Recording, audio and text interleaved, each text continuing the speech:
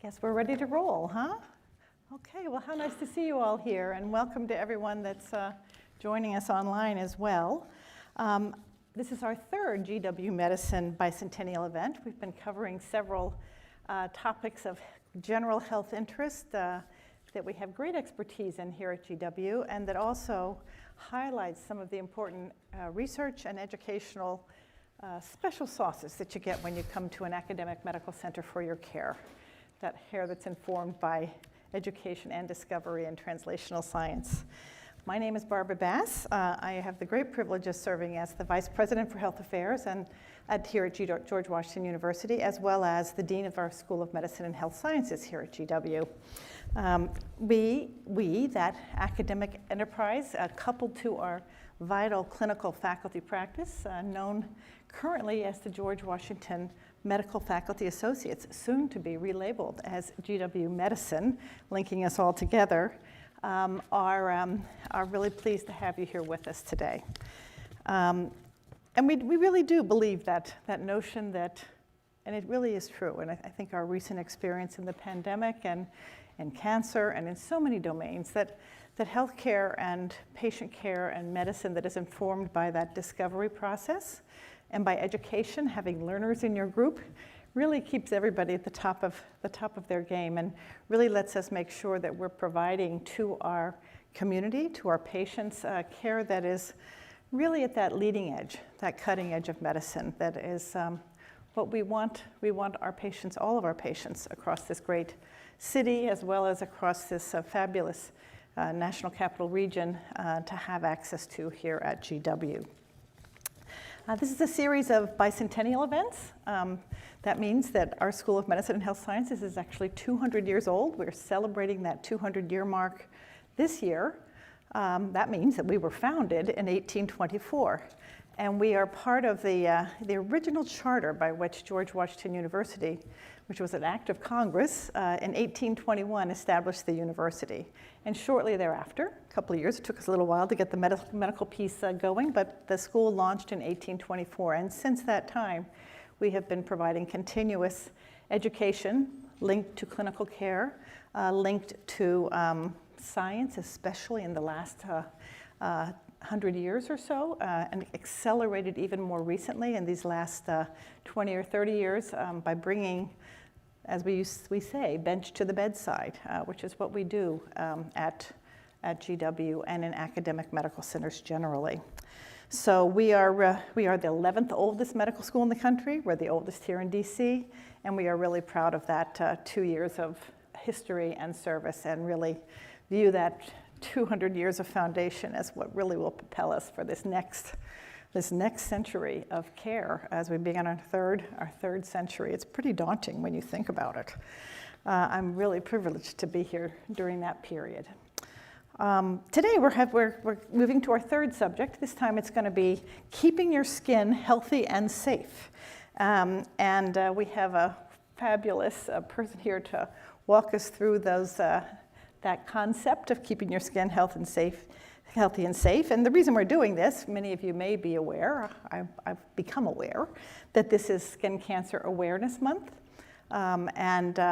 We know this is a very common form of malignancy, fortunately one that's readily curable and treatable. But certainly May is a good time to start reminding us that one of the most dangerous things that we live with, but we also just love the most, is the sun.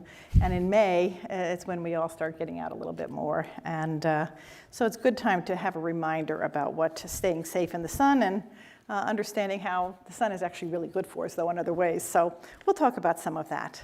But the other concept I think that's important, we hear a lot about the sun and skin damage and harm, but we don't often think of our skin as sort of a general indicator of overall health, but it really is. And today's speaker, Dr. Adam Friedman, who I already mentioned is the chair of our Department of Dermatology, is going to talk about our programs at GW, which really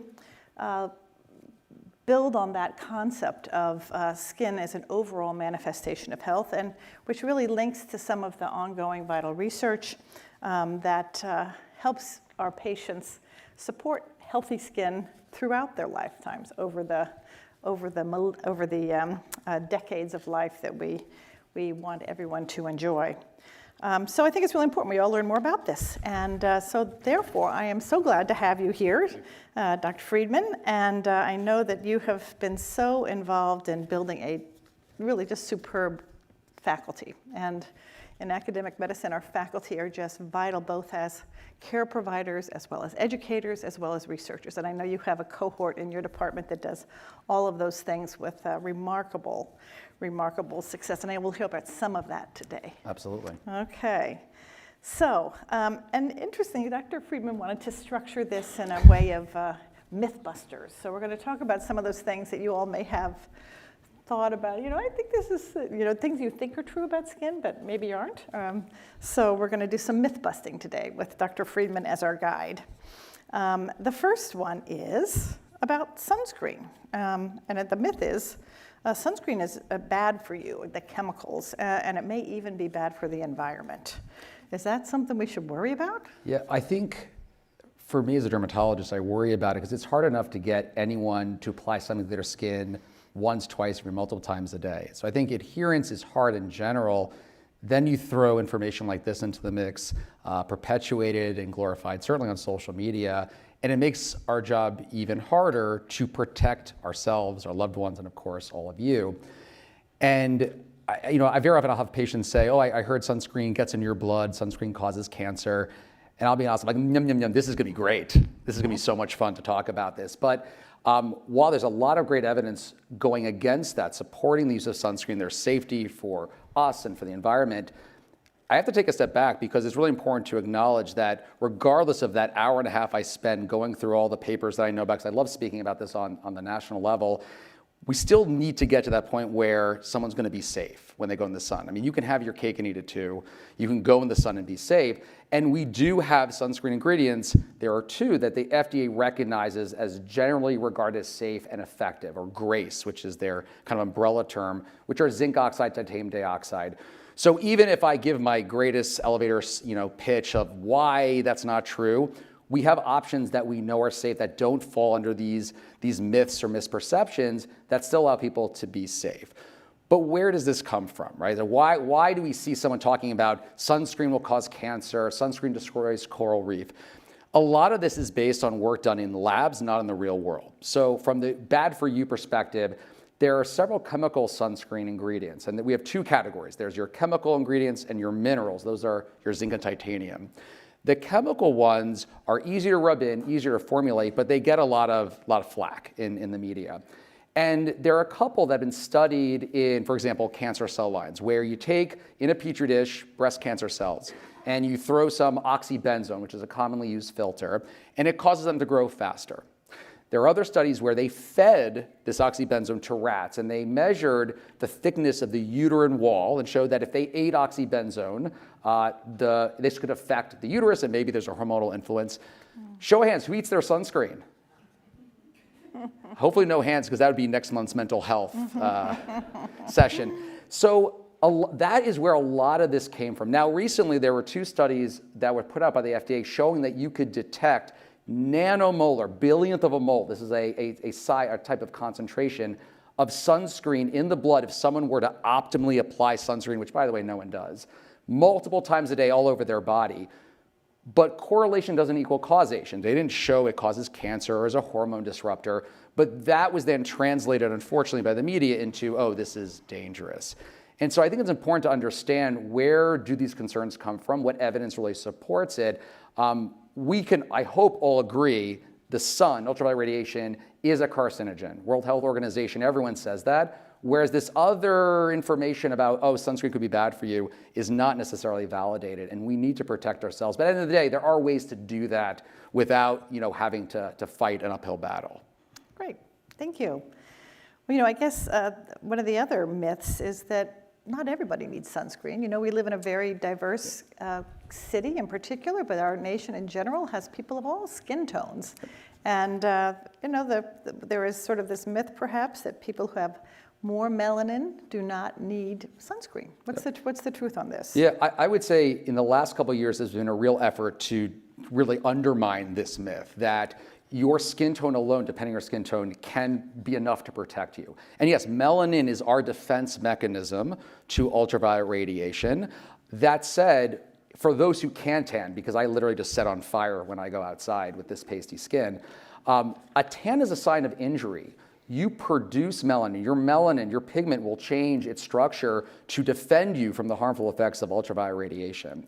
But when we think about even the darkest of skin tones, and there was this really cool study, granted, they took some liberties in the science world of trying to correlate a skin tone to an SPF. This is that number on a sunscreen that relates to how well a sunscreen can prevent burning. This is UVB protection.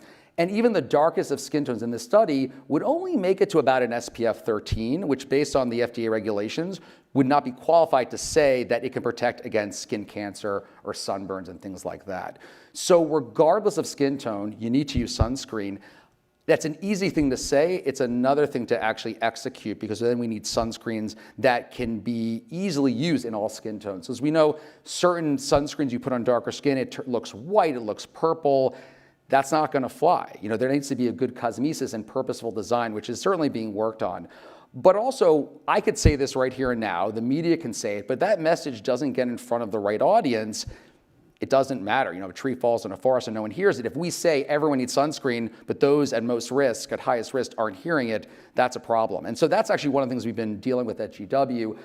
Learn to Derm is a med student fueled, run, armed program that is doing just that. It's going into the community that may not hear this message, may not hear it on WTOP or NBC, to both assess the level of knowledge and understanding in those myths and misperceptions, but also to educate. And this program has expanded tremendously. Now it covers probably every skin condition you can imagine.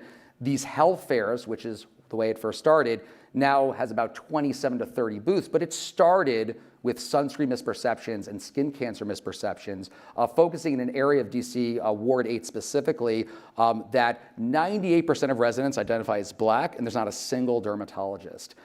So this took a village, not just med students and med students from around the area. So we were able to parlay this and bring in students from other institutions, but we partnered with every possible derm society you can imagine, as well as local stakeholders, council members, various agencies that are there to assist the population.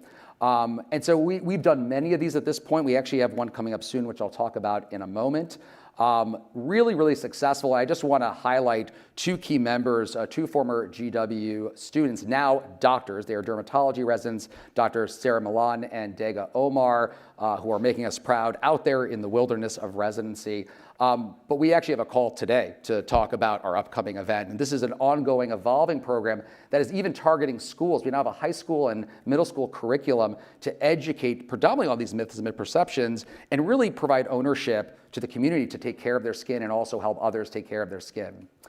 Along the lines about education, your educational materials need to meet the audience. And a lot of dermatology resources, unfortunately, have really just one shade of that. Most of our textbooks historically would show skin disease only in lighter skin. And what that translates into, if you have a skin issue and you're looking online, you're Googling, and we've done several studies on this, and you see that skin condition only in lighter skin, you're going to say, well, this clearly doesn't affect me. I don't see anyone who looks like me that has this, and that's going to misdirect and lead to poor outcomes. And so all of our educational posters, handouts include images across the spectrum of skin tones. And these were pulled actually from an atlas we created here that was a multi-center, multi-city program that and pictured here is one of our former residents, Dr. Misty Alarian, who's now a Mohs surgeon in California. We created this physical atlas that puts pictures of whether it be acne to diseases I'm not even going to name, side by side, same location, but different skin tones, to really appreciate the beautiful diversity and spectrum of how even something as simple as acne can look different depending on skin tone.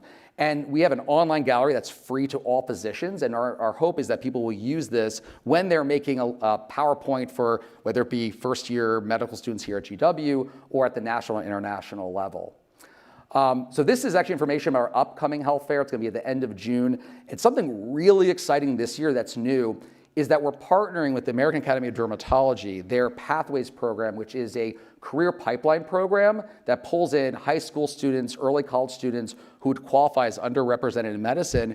And it's soup to nuts, everything from how you put a CV together, how do you interview, what even is dermatology, and it's going to culminate with all those students volunteering at this health fair so they can see dermatology and GW in action in that moment.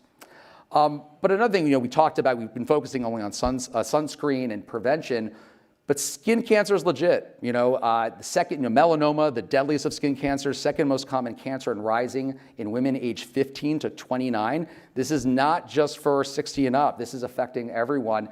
And it certainly affects all demographics. This does not discriminate. And so with that in mind, with that education, we also need to be armed and ready to support those patients. And we have an incredible cutaneous oncology program here. Spoiler, it's not me. I don't like surgery. You don't want me to cut into you, trust me on this.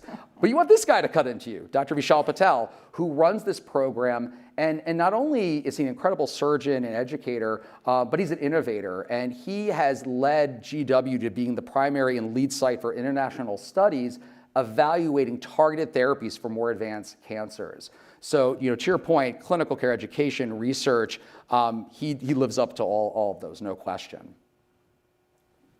Okay, myth number 3, dermatologists hate all sun exposure. I know that can you tell us what does that mean? I know you don't hate it all, but maybe you use sun in other ways sometimes? Yeah, so I think there's this misperception that dermatologists want everyone huddling in the corner of their home away from the window, having no fun, that, we're curmudgeons. But no, I think, one, you can enjoy yourself as long as you protect yourself with sunscreen, SPF 30 or higher, broad spectrum, protective clothing. But you alluded to something very interesting in that sometimes we turn what we're so against into something that's actually useful. And it brings up an important point about toxicity, right? So toxicity is not defined based on sunlight or ingredient. It's actually about concentration. So super toxic things can be made beneficial if used the right way. And so phototherapy is a very commonly used approach to treating a wide array of skin conditions, from psoriasis, eczema, chronic itch, even certain forms of lymphoma, vitiligo, the list goes on and on. But it's all about meaningful use. And we are one of the few centers that offers phototherapy, and we have, any given day, we have multiple patients coming through. And I think there's something appealing to the idea of using something natural, which, get more natural than sunlight. But this isn't going out on your roof at 12 p.m. in the middle of summer and baking for 15 minutes. This is very tailored, specific energy, specific amounts of time. So when used correctly, even something like the sun, which clearly I hate so much, can be used to actually help people and clear conditions and keep them away. Mm-hmm. Very cool, very cool. And that's a very wide range of skin problems. Broad applicability, absolutely. Very good. Okay, I learned a new word in this one. Slugging. It's an awful word. Slugging over a retinoid will improve irritation.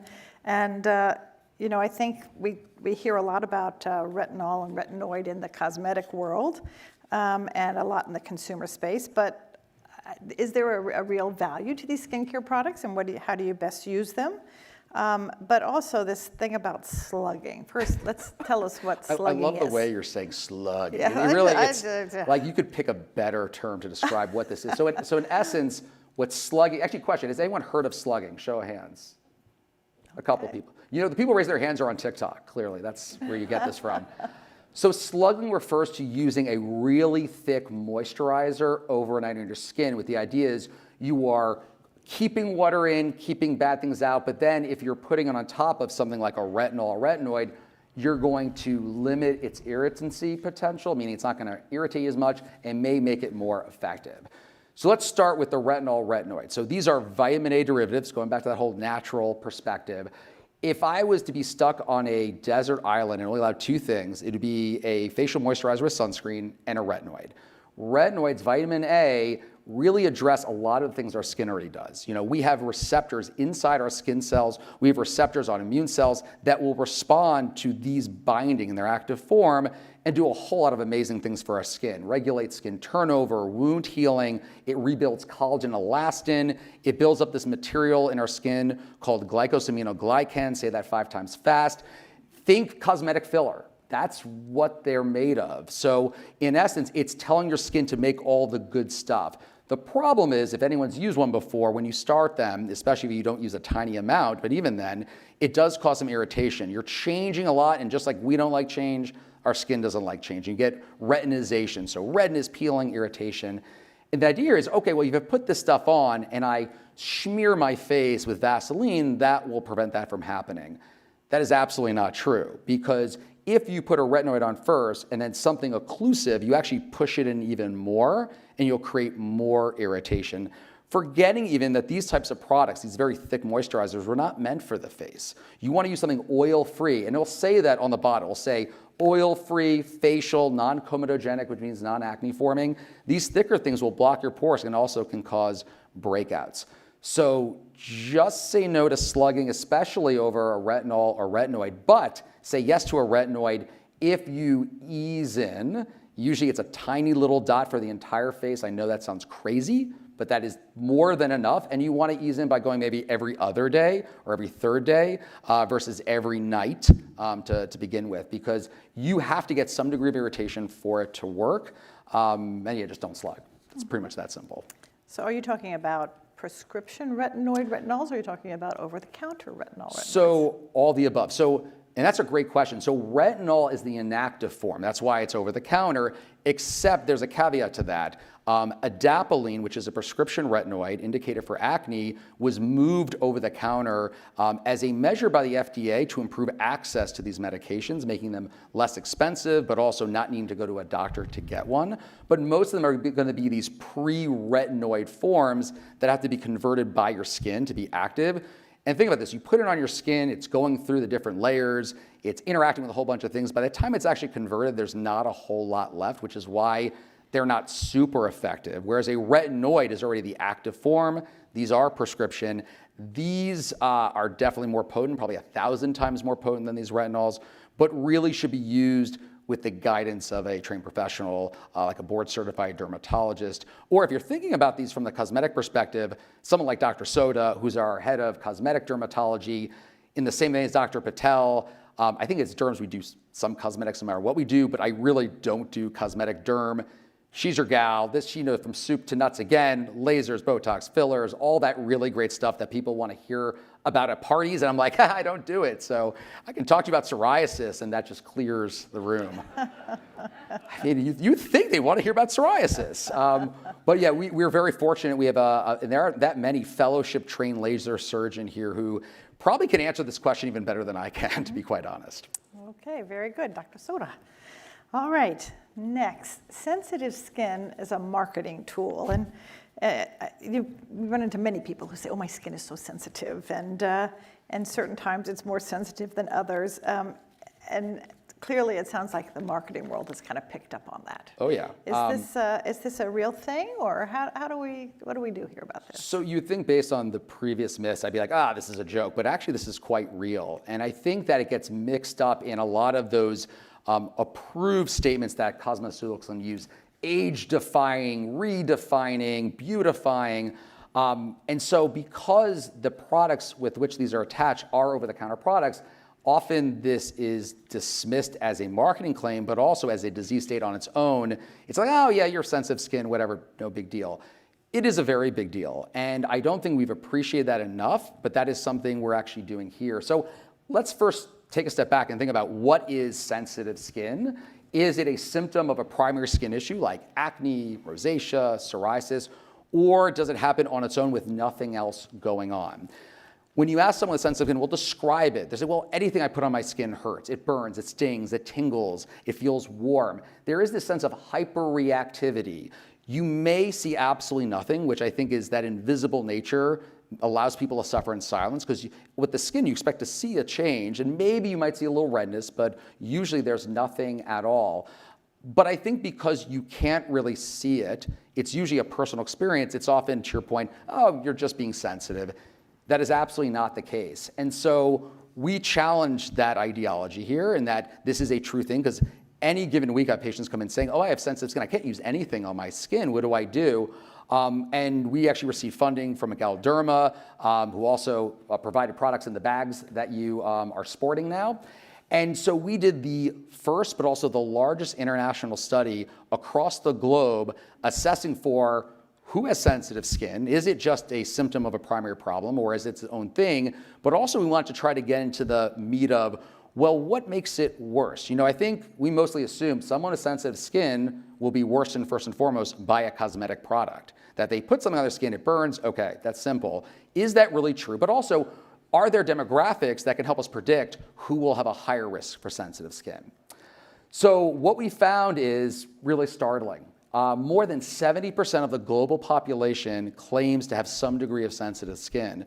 But even more impressive is 40% had no other skin issue whatsoever.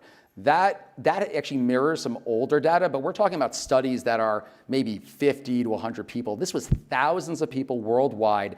And in each country we looked at, the selection of those studied were a representative demographic of that country. So it's not like of the 1,000, it could have been a random sampling in one area of the country. We really worked to make sure we were representing the populace of that location. Also, we found that whole thing about cosmetics, not necessarily the biggest issue. Actually, temperature change was the biggest driver for worsening sensitive skin. So going from cold to hot, or even severe hot temperatures or cold temperatures, cosmetics dropped down substantially. So that really redefined what we thought about as things that make sensitive skin worse. We also found, and this is no surprise, stress and sleep, lack thereof, which I'm sure you and I can relate to, but no stress, clearly. We have the easiest jobs ever.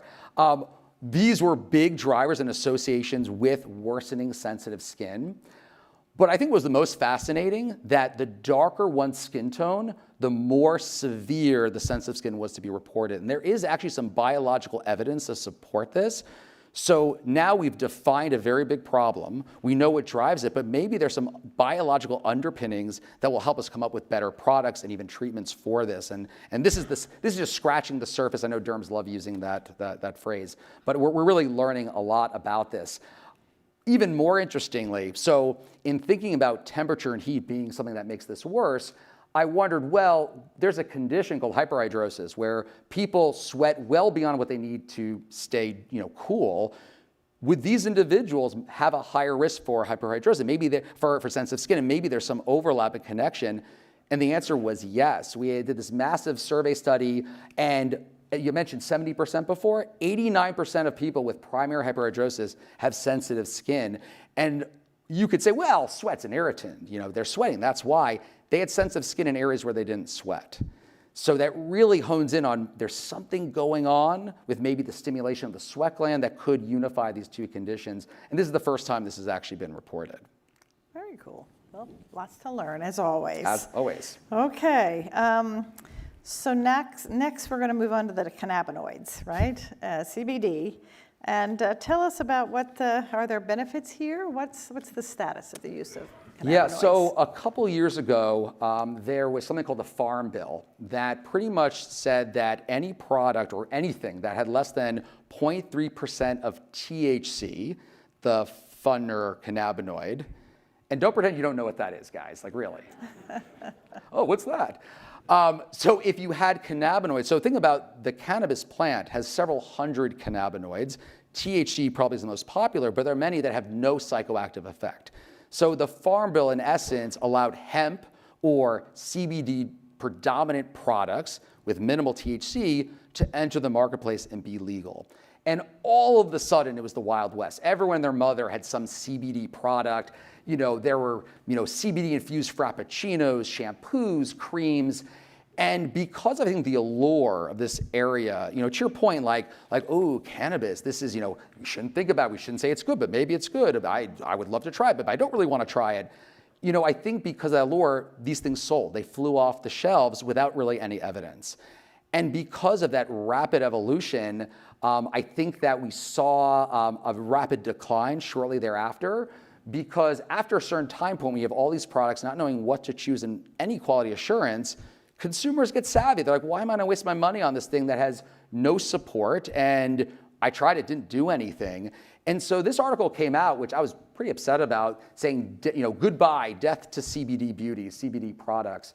And I was especially upset because this this journalist quoted me from other articles, and so I reached out and said, it's not dead, I promise, and I will prove you wrong. And that's in essence what we're trying to do here.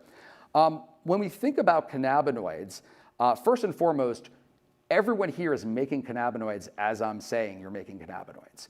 And it was actually through the study of an illicit drug, THC, that we discovered that we have an endocannabinoid system. We make cannabinoids, not THC, but we make them to do a whole bunch of different things, from regulating cell growth, inflammation, sensation, mitigating pain, itch. We shouldn't continue to feel pain after an injury, but when there's a problem with our nerves or how those nerves work, you get perpetual pain. And so we learned a lot about our internal system. Once again, we are all making these cannabinoids right now. And so we've learned a lot about it. The problem is the data to support how to use, when to use, which way to use, that's really limited. And so we're really trying to fix this. And I really think that medical cannabis holds a ton of promise for dermatology, especially. A lot of the conditions we treat are itchy or painful, that piece alone. But a lot of things we do are for inflammatory diseases. And there's a lot of great cell-based data supporting how these actually work, because these plant-based ones, they bind to the same receptors, the things that tell our cells to do stuff, that the ones we are all making right now. And so one area that for me clinically, I love taking care of things that don't have a million drugs, that aren't the attention of the media or everyone wants to be on the podium and talk about. And one of those is cutaneous lupus. So this is the skin form of lupus, an autoimmune disease where your body attacks itself, in this case the skin, but also many other organs. And there are things that can set this off, and we actually have very few treatments, though more are coming. Skin lupus is actually more common than systemic lupus, full body lupus. And based on patient reports, the skin disease is actually more alarming to patients than the full body disease that can kill them. But that's no surprise because you can see skin disease. So using an endocannabinoid, one that, once again, you guys are all making right now, we were able to show that if we applied it to an animal model of lupus, and I don't expect anyone to be able to read immunohistochemistry in these pictures, but you can easily tell from one side to the other, there's a lot less color. It's a lot less entertaining on at least my right. So yes, the right up here, stage left, right? The intensity of those colors goes down. Well, those colors are not a good thing. Those are inflammatory cells. That's injury. With a topically applied endocannabinoid, we could treat cutaneous lupus, offering, if it ever comes to fruition, the first topically approved treatment for cutaneous lupus. But even more exciting, which we will have hopefully out very, very soon, currently under review, was a clinical trial with a specially designed CBD used to prevent DNA damage from ultraviolet radiation. Once again, I don't expect there to be any dermatopathologists in the audience. Are there any? Show of hands. It'd be funny if someone did. Like, oh, I see what you're talking about. But what you can see is that there's more brown on one side versus the other. That brown is a stain for DNA damage in cells.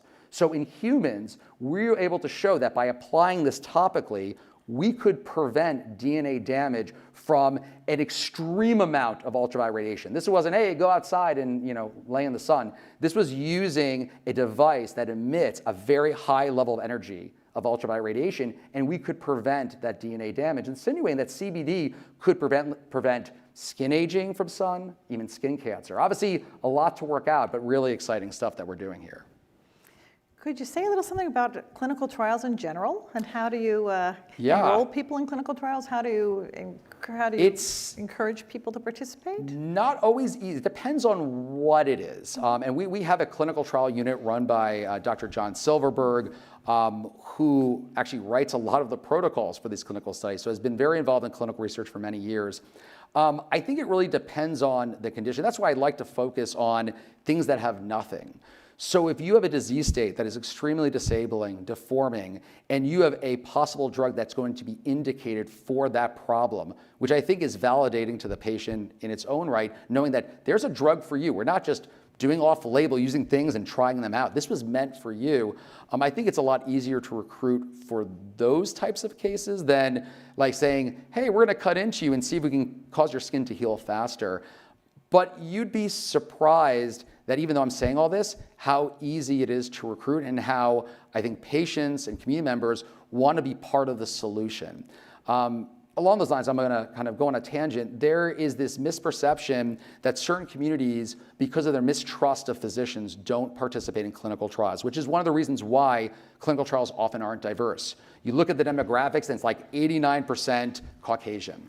And that's a problem because we need to generalize the data from these studies to say, I will know if I give this to any patient that X% of patients will respond this way. If you don't have a diverse study population, that's not going to happen. We just published a study showing that this idea that, oh, well, it's mistrust. We're not even going to bother trying to recruit certain demographics. That's not it. It's that they don't even know these studies exist. It goes back to how do you communicate? How do you think about how do you get that information out there about the study, recruitment, having doctors even talk about it? And we found is the majority of those folks we asked, they said if they knew about clinical trials and they had a way of getting there and they knew about the whole story, they would willingly participate. And so I think we can't make assumptions because it hurts everybody. It's more about how do you recruit everyone and be purposeful rather than just go with the flow and go with what's easier. Yeah, of course, very good. It's how we advance the therapies we have Absolutely. available to all. So very good. Okay, here's one. Sounds if it sounds too good to be true, I bet. There's so much that you're doing in the department, but give us some examples of things that people will say to you that you just say, oh no, please. I think skincare is wrought with this. I think with an organ, the largest organ, of course, that is visible. And I'm not talking about skin, hair, skin, and nails. Hair especially defines us. It's our crown. People judge us based on appearance. There have been countless studies showing that individuals with acne, hair loss, are less likely to get a job, are less likely to really go out and have a really robust social life. Skin disease is extremely disabling. And so I think that it's very easy to pull those folks in with promises that will change their life. And so a lot of over-the-counter products, while they are governed by FDA, they can use certain language that doesn't make biological claims or drug claims that sound really incredible. Will improve the appearance of hair loss in just 24 hours. Hair grows about this much a month. I don't know if that's really possible. So I think a big piece of this is just being let down by false promises, but this can actually be dangerous too. And we just saw a great example of this in the last month with fake Botox or Photox or No-Tox, whatever you want to call it. But 22 individuals around the country were hospitalized with botulism-like symptoms because they tried to get discount Botox, which was not Botox, and it harmed them. And this is still an evolving story even weeks later. And I was actually on a flight to chair a meeting in Europe when I got a call from a reporter asking me about this. I'm like, you gotta be kidding me. There's no way that someone would try to undercut the system and produce something that could hurt people, but also that people would fall for it. And unfortunately, because of, I think, the stressors that culture and society place on all of us, people look for the easy way, rightfully so. And in this case, people were harmed. And so I and actually Dr. Soda were involved in a lot of education to the community about how to make sure you're not getting the fake Botox, that you're not going to be put in harm's way. And full disclosure, it's safe to get Botox. I know there should be a sigh of relief right now because the Botox from the makers of Botox, Allergan, this wasn't a contamination issue. It was actually some, no good doers making fake Botox that can easily be identified if you look at the box. So it is still safe to go out there and do it. It's more about being purposeful and thoughtful and also going to a reputable source, going to a board certified physician or a licensed practitioner. But I think it's a good rule, not just from a safety perspective, but also just from an investment perspective. You work hard for your money, you put time into using these things, make sure you're using something that actually is going to have an impact. Goes back to the desert island mentality. Retinoids to me are the best topicals, if you can tolerate them, that will have the greatest bang for your buck. Plus, of course, sunscreen and moisturizer. Very good, very good. Well, the skin certainly is our most visible organ. It's our biggest organ. It's got all kinds of implications for our health. And I want to thank you for having shared these stories with us. But I bet you we have some people that might have some questions. Never about the skin. This is one of our areas where people are often curious and willing to ask. So if anyone has questions, we would welcome them. either online, I think we have people back there, or, We already got a oh, there we taker. go. Okay, and here we have a microphone for you. Do we have to use sunscreen on a gray, cloudy day? Great question, and the answer is yes. So that was amazing. So clouds will weed out ultraviolet B radiation. They don't block out ultraviolet A radiation, which is, in my opinion, scarier because it really does, unless you get a lot of it, it does not burn. So you have no idea you're getting exposure, but it penetrates deeper into the skin. So it's going to age your skin faster. It also means it's going to interfere with your local immune system, which can have huge implications. For example, if you are someone who gets oral herpes infections, fever blisters, it can wake those up much easier. But also, of course, skin cancer being the most concerning. So I think the good rule of thumb is every day is a sunscreen day. I think you can make it simple. I think most people use a facial moisturizer, which is important too. There are so many products that cover both, so you're not layer caking. You wash your face in the morning, pat dry, keep it a little damp to trap that moisture in there, and then put a thin layer of facial moisturizer with sunscreen. Great question, thank you. You said that changes in temperature was bad for sensitive skin, but it's often 90 degrees outside, and then you go into an office, and it's not just, a little bit air conditioned, but sometimes it's just freezing cold. What can people do about this? Right, I think we can only control so much, and I think there are shifts. I would say the shift from hot to cold, less so, and there is some clinical data showing why some products, so there are a lot of products that are marketed for sensitive skin, and a lot of people with sensitive skin say, nope, they make my sensitive skin worse. But for some of them, they've shown that they have a cooling effect, and they actually looked at thermography of the skin to look at the temperature of the skin after applying it, and those people said, oh, it feels better. It was actually the cooling that may have done that. But to your point, going from super hot to super cold, that very quick shift can set those nerves off. I wish I had a great answer for you. I really don't. I think it's easing in. I think that sometimes it's going to be unavoidable. My hope is that we have products that can mitigate that. That if you have to do that, there is some buffering effect to that nature. But as of right now, I really don't have a great answer. But I appreciate you bringing that up.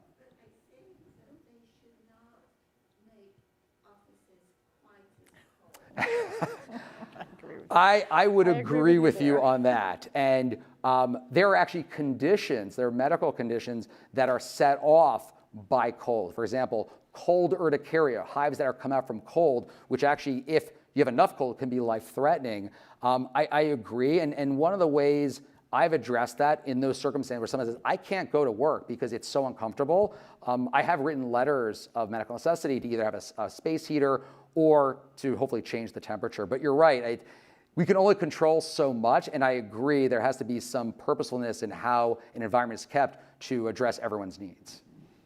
I have a story relative to that. I spent about 15 years in Houston, Texas, and I will tell you that I've never been so cold in my life as the first summer I spent in Houston, Texas, when it was 110 degrees outside and 99% humidity, because the blazes kept at about 55 degrees throughout the city. It's really astonishing. So I think that's a cultural thing that Dr. Friedman's not going to be able to fix for us, regrettably, but we all should be mindful of that. I agree with you.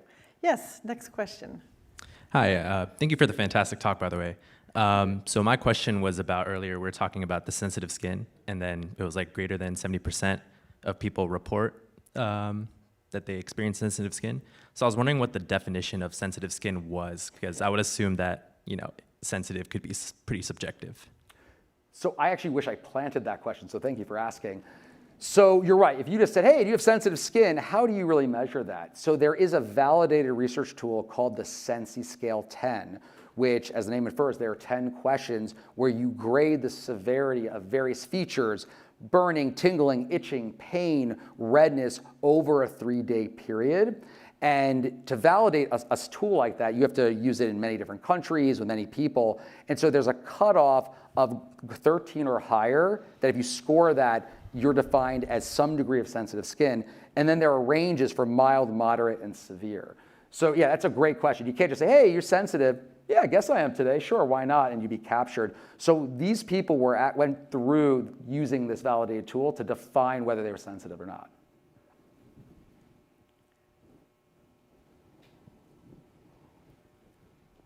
Thank you so much for the wonderful talk. So I have a question. So like if people, I know in China, like some women will use like umbrella during the summer to prevent the sun. So like, would that be possible? Like if people can use like physical sun protections, like we can in some way avoid using like chemical, like screen care product that might be healthier. What do you think? Yeah, thank you. so a physical block is going to be better than anything. And actually that term sunblock has kind of moved away because nothing 100% blocks the sun. So even if you had an SPF 1 million, you still would not block 100% of UVB. It's impossible. So to your point, something that physically blocks out the sun, clothing, hats, sunglasses, an umbrella, is absolutely going to be more effective than a sunscreen. I guess my approach is why limit yourself? I mean, both have their places, both work through different mechanisms, and there is some evidence that ultraviolet radiation can still get through clothing. Actually, that study I mentioned with CBD, in the group that wasn't treated, but was, actually didn't even shine light on their skin. We still took samples of their skin in a sun-protected area. Some of them still had that DNA damage on an area that should never have been exposed to the sun. Now, granted, the clinical part of this was done in Miami, so all right, fine, maybe those areas were exposed in Miami, always in Miami, but most of them weren't. And so that tells us that this injurious light is still getting through, whether it be clothing, maybe even an umbrella. But I will tell you, the umbrella material, I would have a hard time believing it's getting through versus a thin piece of clothing. So the degree of how tightly woven clothing is dictates how well it will protect you from the sun. There is clothing that has UPF, which refers to clothing potential to block sunlight. But no, I completely agree. If one day I'm walking into work and everyone's sunny and has an umbrella, I'm like, I'm going to turn in for the day. I did my job, so. I'm just kidding. I'll still see patients. Very good. Yeah, I had one question about the stat you gave relative to young people with melanoma. Yep. And sort of brings me back to childhood sun exposure. And I'm wondering if you have specific recommendations relative to the risks that come for sun exposure in the little ones, because many of us have babies or grandbabies out there, and they like to be out in the sun. Great question. So from 0 to 6 months, we are technically not supposed to use sunscreen, even the minerals. I think pediatricians hate it when us adult, medical doctors or dermatologists say, oh, they're just little adults. They're not. And the skin is very true to that. So the thickness of the skin, the acidity of the skin is very different, especially in that early period. And so that's 100% pure umbrellas or clothing. After that, I do recommend the minerals. These minerals are inert, meaning they do not cause any reactivity. They're goopy, they're gross, they stain your clothing, they get over on everything, but they're not going to cause irritation. They're not going to cause an allergic reaction or irritant reaction, and they work. Just good luck at bath time. But I think the time point where you might transition to a chemical sunscreen is going to be very dependent on the child, in the sense that if they have a primary skin problem like eczema, those products will be more irritating. But I think when you start to get like 4, 5, 6, you can start to use those chemical sunscreens, probably even earlier. But I would say in the first 2 years of life, you're safest using the minerals. And honestly, if you're more comfortable, there's no reason not to, because they come as creams, sprays, sticks, lots of flavors. But yeah, I think the adherence part is a little harder. But for those grandkids, they can't really stop you from putting it on them. I have 10 and 12-year-olds. They have to do it. If I try, they're faster than I am. So, but at that age, I think you can kind of force them to use the thicker stuff. Very good, thank you. Did we have another question? Oh, that's okay, yes. How do you feel about preventative Botox or baby Botox? It's like very prominent in social media right now. I didn't know if the science supported that. Yeah, so it is kind of simple science in the sense if we compare our skin to a leather jacket, right? So you get a brand new leather jacket, it's beautiful, it's soft, oh, I love it, I want to show it off, but not really wear it or get anything on it. The more you wear it, you start to see lines, usually perpendicular to the movement. And that's the same with our skin. So for example, our forehead muscle goes up and down, the lines go this way. And so if you don't wear your jacket or you don't use it much, those lines don't happen. The same is true for our skin, take everything else out. If you're accounting for sun exposure that can cause fine lines and wrinkles, if you're doing all the right stuff, certainly limiting motion will help prevent fine lines and wrinkles. So yes, there is evidence that starting early can help prevent. The question is when, and we don't really know. And then with baby Botox, in terms of like really dilute amounts, I don't think there's enough evidence to say this is the perfect way to do it. And I would argue a lot of people have their own way of doing it. And that's where I think experience, having your finger on the pulse of what's new, which obviously at academic center, we have to. We have residents and medical students constantly around us. God forbid we don't know the answer. And so it's a great push to always be on top of things, which is why I think getting your care at academic center is certainly different than elsewhere, and especially one that really encourages this pursuit of academic excellence. But no, I think it makes a lot of sense. I just can't say what line in the sand in terms of when to start, but there is evidence that it can help prevent. Very good. I don't see any more questions. Oh, we do. One more question. Okay. Is there a safe exposure limit to sunshine? And why I'm asking is, wintry day, it's nice to be in the sun for a little while. Is there any study or anything that will tell what is the exposure limit?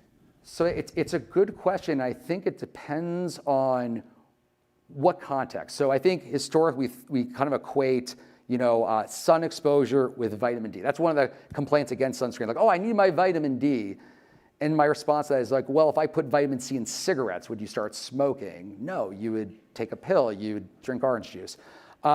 But I think to that point, there have been some studies looking at what is the bare minimum of sunlight you would need, for example, to make pre-vitamin D in your skin. And one of these studies actually came out of, I want to say, somewhere in Russia, where they were seeing a lot of rickets, so a lot of vitamin D deficiency, bone problems. And they found that literally took minutes of a sun lamp to really get that pre-vitamin D in the skin. So we know you don't need a lot, but if you're using like we do to treat certain conditions, it's going to be very tailored to that condition. But we're talking about one wavelength, not the entire sun. We use one wavelength of ultraviolet B radiation for a certain amount of time, knowing full well that the light bulb is this far away from the person and they're going to be in there for a certain amount of time. So I think that the answer is yeah, maybe yes, in that depending on what you're thinking about, it could be safe, but it has to be very well controlled. But even then, like any medicine where there are adverse events, there can be adverse events. There could be burning. Cumulative exposure, even at small amounts, can increase the risk for skin cancer. So it's about pro and con. Is the value of doing that exposure outweighing the risk of what could possibly come next? I hope that answered the question. Very good. Yes, sir. Yes, there we go. Okay, well, Dr. Friedman, I want to thank you for this really informative pleasure. and fun event. Oh, yeah. Oh, we have some got a couple online. minutes. Okay, we have a couple minutes. Sure. Yes, we just have some, people are very interested. So one question is from someone who says, I have very dark skin. Should I use sunscreen? Yes, you should. I think the harder question would be, which one should I use? I think we are now in an age where there is some purposeful design of certain sunscreens. I think there is some language that's helpful. So when we think about the mineral sunscreens, terms like ultrafine, microfine, refers to the utilization of either micro, which is a millionth of a meter, or nano, a billionth of a meter, size particles of zinc and titanium. There was some concern way back when that, oh my God, these get into your skin and they'll kill you. And no, they're actually safe. Actually, in Europe, the EU has mandated that, yes, you have to put it on the bottle, but they consider it safe so long as you don't eat or inhale them. So please don't do that with your sunscreens. So I think it's about finding one that when you put it on, it rubs in. And the smaller those particles get, the less likely they will scatter visible light, seeing that white color, but they still scatter ultraviolet radiation, which is further down, smaller on that wavelength. So visible light's here, ultraviolet radiation's over here. So if you make something really small, you won't see it, but it still does its job. And then there are the chemical absorbers, which, depending on their formula, could rub in. But my advice when it comes to someone with darker skin wanting to try and find a sunscreen, samples are really helpful, and do a test spot, or do several. You can do several lines on your arm, rub it in, see what rubs in best. I do actually want to give a shout out to one of our voluntary faculty members, Dr. Adeline Kickham, who has a really great social media page where she actually tests out sunscreens on her skin to show what it looks like on darker skin. And she's been doing this for some time. I can't remember the handle offhand, but if you search for her name, you can probably find her. Great. We have another question here. Someone's asking, is there a benefit to hybrid sunscreens that use a combination of great mineral question. and chemical ingredients? I swear I didn't plant these. Yes, so in an ideal world, your sunscreen would have multiple filters in it for several reasons. So even there are ones that have multiple organic, which is kind of a weird term for the chemical sunscreens. And the thing is, if you have multiple in there, you need less of each, which face value, that means there's less potential for irritation from each one. But there have been some studies showing that when you mix several sunscreens together and then throw in the minerals, that it's not like a SPF of 5 of one, 7 of another equals 12. It ends up more being like 14.6. And they actually work together, that when you have multiple, they actually protect each other from getting stuck in either an excited state, which is why they kind of peter out and you need to reapply every 2 hours. And the minerals can definitely do that by scattering off the ultraviolet radiation. So hybrid sunscreens, absolutely, I think multiple ingredients works better than having a single ingredient. Great. Someone else in the chat is asking about coconut oil and if it's good for your skin. You may be. So I think, so you have to, thinking about coconut oil not being treated like a cosmeceutical, or anything the FDA would look at from a skin application perspective, there are going to be some limitations. This is going to be USDA, so it's a food source. So if you are getting something that's not organic, there could be some other players that come along for the ride. So contaminants that can be bad for your skin. There actually is some evidence that coconut oil can be helpful for eczema. It also can help things penetrate the skin better. Actually, those studies I mentioned with some of those nanoparticles, cannabinoids, the vehicle we used for some of them was actually coconut oil. So I actually work a lot with coconut oil. I like it, but you want to make sure it's organic. And also it's about where you apply it. I don't love it for the scalp, but I think for the body it's absolutely fine as long as it's not contaminated with anything. Great. We have one additional question asking about how often sunscreen should be reapplied, which I think you mentioned 2 hours, and also what is the maximum SPF for sunscreens beyond which it's not efficacious? So I'll also add to the other is if you get out of the pool or you rinse off or you wipe off, you should reapply after that. And also sunscreens are only water resistant up to 80 minutes versus that 2 hour period. So theoretically, you should not need to go much higher than 50 because you're blocking about 98-point-something%. The problem is to get that number, you would have to use an incredible amount of sunscreen, which no one does. So I think the value of the higher SPF sunscreens, and this has been shown in several studies, is that through dilution, you're still in that safe zone. So 100 becomes a 50, a 50 becomes a 25. So I think that's the value versus the higher you go, it's not like a 50 to 100, I can be in the sun longer and not reapply.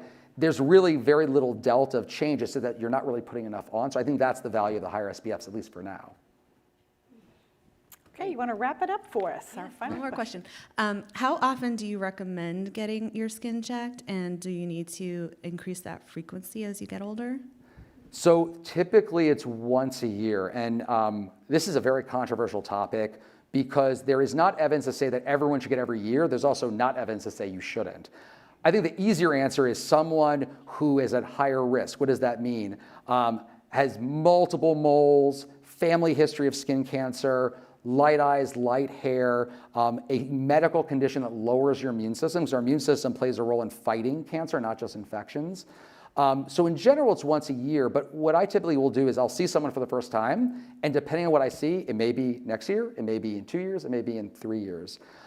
It only gets more frequent with a history of cancer, and actually the current guidelines is if it's melanoma, you come in every 3 months for the first year, then every 6 months thereafter, and then back to a year if you don't find anything. With non-melanoma skin cancers like basal cell and squamous cell, technically it's supposed to be once a year, but I really err on the side of comfort for the patient. So if a patient's like, hey, I just had my 3rd basal cell, can I come in 3 months?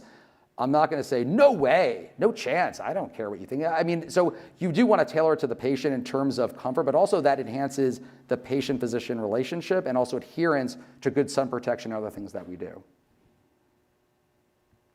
Very good. Well, that wraps it up. And thank you so much, My Dr. pleasure. Friedman. I'm Cheers. just really proud to have you as one of our chairs. Thank you. There we go. Very nice. Thanks, everyone. Thank you all. Enjoy your afternoon. Thanks for coming. Please make sure that you pick up a bag on your way out.